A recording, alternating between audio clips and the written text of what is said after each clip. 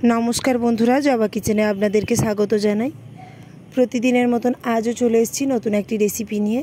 आजकेर आपनादेर साथे आमी शेयर करब मोरला माछेर भापा। एटी एकटी इउनिक एबं मजादार रेसिपि। अवश्यई आपनारा এই পদ্ধতিতে যদি ভাপাটা বানান একদম পারফেক্ট হবে। এখানে আমি কোনো কন্টেনারের মধ্যে দিয়ে আমি এটাকে ভাপাবো না, আমি প্রপারলি রান্নাটা কড়াইয়ের মধ্যেই করব। তাই রেসিপিটি প্রথম থেকে শেষ অবধি দেখার অনুরোধ রইল। আর দেখতেই পাচ্ছেন বন্ধুরা, আমি একদমই গ্রাম্য পরিবেশে বড় হয়ে উঠেছি। আর আমি ওই গ্রাম্য পরিবেশটা একবার আপনাদের সাথে শেয়ার করলাম। আর আপনারা কে কোথা থেকে দেখছেন অবশ্যই কমেন্ট করে জানাবেন। আমি এখানে আমাদের পুকুরের মোরলা মাছ নিয়ে নিয়েছি। এবার আমি ভালোভাবে এগুলোকে পরিষ্কার করে নিচ্ছি। এভাবে কিছুক্ষণ সময় নিয়ে মাছগুলোকে পরিষ্কার করে নিতে হবে। দেখতেই পাচ্ছেন বন্ধুরা, আমি এভাবে পরিষ্কার করে নিচ্ছি। এটা একটু সময় সাপেক্ষ হতে পারে, কিন্তু রান্নার পরে খেতে খুবই সুন্দর হয়। তাই এটাকে সময় নিয়ে একটু করে নিতে হবে। আমি একা পেরে উঠছিলাম না, তাই মাও একটু আমাকে হেল্প করে দিয়েছে, কিন্তু আমি সেই ভিডিও ক্লিপটা নিতে পারিনি, তাই দুঃখিত।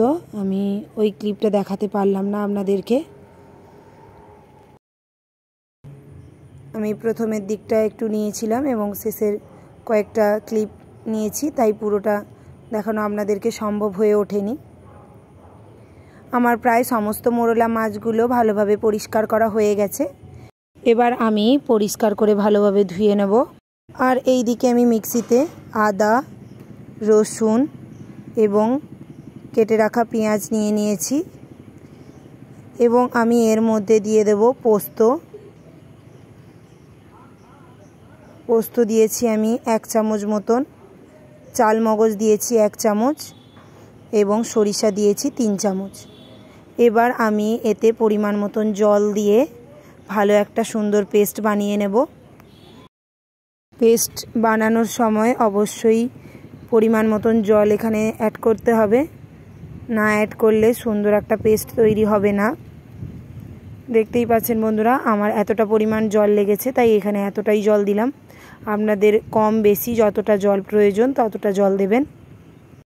এবার আমি মাছগুলোকে নিয়ে নিয়েছি। আর আগে থেকে আমি আলু এভাবে কেটে নিয়ে হালকা একটু ভেজে রেখেছিলাম, সেই আলুগুলো এখানে দিয়ে দিলাম। তারপর এর মধ্যে দিয়ে দিলাম পেঁয়াজ কুচি, টমেটো কুচি, লঙ্কার গুঁড়ো, হলুদের গুঁড়ো, লবণ এবং জিরের গুঁড়ো। এবার আমি আগে থেকে যে মশলাগুলো একসাথে বেটে রেখেছিলাম, সেই বেটে রাখা মশলা এবার এর মধ্যে দিয়ে দিচ্ছি এবং সবশেষে আমি এর মধ্যে দিয়ে দিচ্ছি সরিষার তেল। আমি এখানে এই পরিমাণ সরিষার তেলটা দিয়েছি, আপনারা কম বেশি যতটা প্রয়োজন হবে আপনারা ততটা দিতে পারেন। এবার আমি সমস্ত উপকরণ একসাথে ভালোভাবে হাত দিয়ে মিশিয়ে নেব।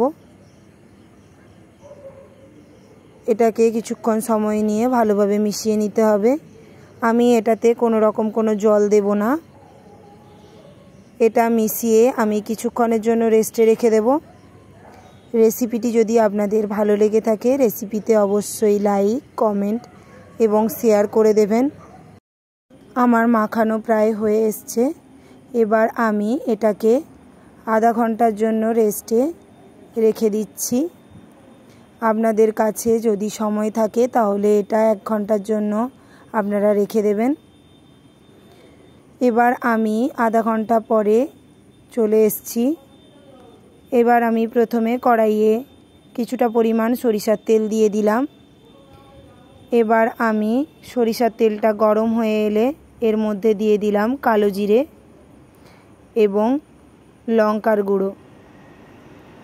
আমি কালো জিরে দিয়েছি 1 চামচ এবং লঙ্কার গুঁড়ো দিয়েছি আধা চামচ। এবার আমি আগে থেকে যে সমস্ত মাছ এবং মশলা একসাথে ম্যারিনেট করে রেখেছিলাম সেগুলো দিয়ে দিলাম। এবার এভাবে নাড়াচাড়া করে আমি হালকা একটু মেলে ওপর থেকে কিছুটা পরিমাণ জল আমি এখানে দিয়ে দিলাম। আপনারা চাইলে জলটার ব্যবহার করতেও পারেন, নাও করতে পারেন। আমি অল্প পরিমাণ জল দিই কারণ যাতে নিচে না লেগে যায়। আপনারা এই পদ্ধতিতেই বানাবেন, আশা করি সুন্দর হবে। এবার ওপর থেকে একটা ঢাকনা দিয়ে দিয়েছি। আমি 5 থেকে 7 মিনিট এভাবে ঢাকনা দিয়ে রেখে দিয়েছিলাম এবং নিচ থেকে আগুনের আঁচটা একটু বাড়িয়ে দিয়েছিলাম। দেখতেই পাচ্ছেন বন্ধুরা, আমার তৈরি হয়ে গেছে মোরল্লা ভাপা। এরকম নিত্য নতুন রেসিপি পেতে জবা কিচেন চ্যানেলটি অবশ্যই সাবস্ক্রাইব করে নিন এবং পাশে থাকা বেল আইকন প্রেস করে অল নোটিফিকেশান অন করে নিন। দেখা হবে নতুন কোনো রেসিপি নিয়ে। নমস্কার।